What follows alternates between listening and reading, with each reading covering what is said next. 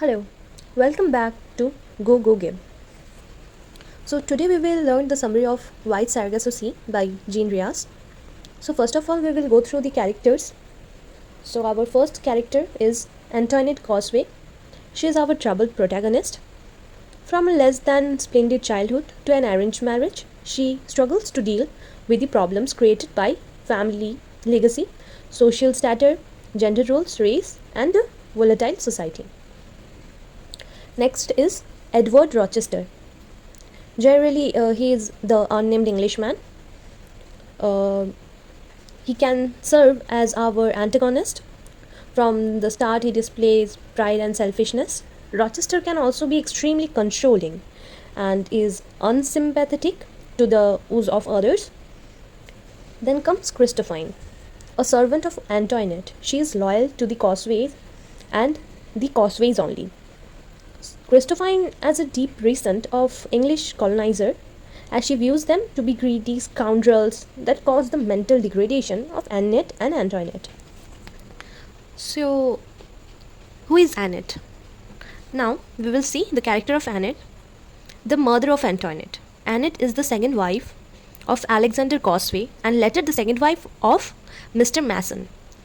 She seems aloof and more concerned about the preservation of pre-emancipated slave life. Perry, the sickly younger brother of Antoinette. He dies after Colibri is set on fire by angry black Jamaicans. Then Aunt Cora, one of the only positive figures of Antoinette's life.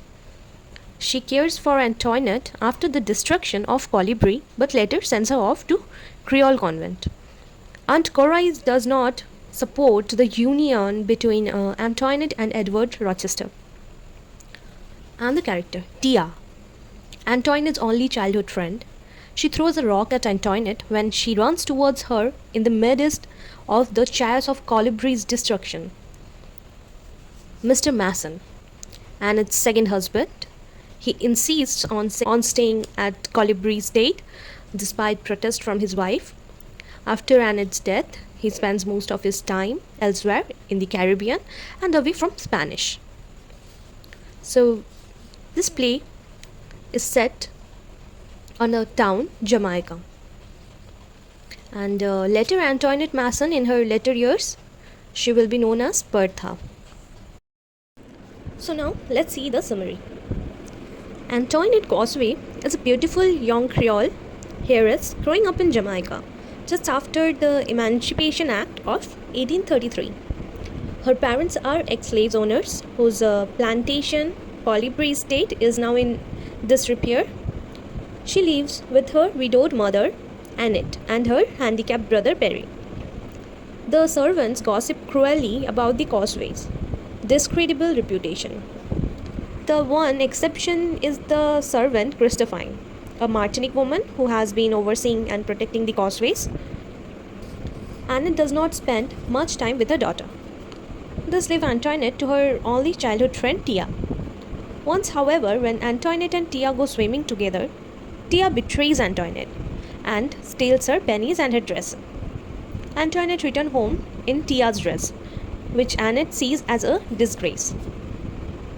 Rather abruptly, Annette marries a man from England named Mr. Mason.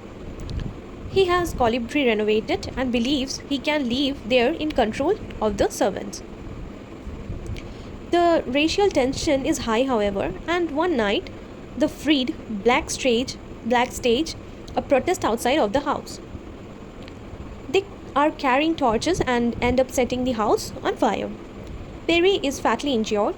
Antoinette takes ill for several weeks, and Annette's smoldering insanity fully manifests itself as a result of the traumatic event.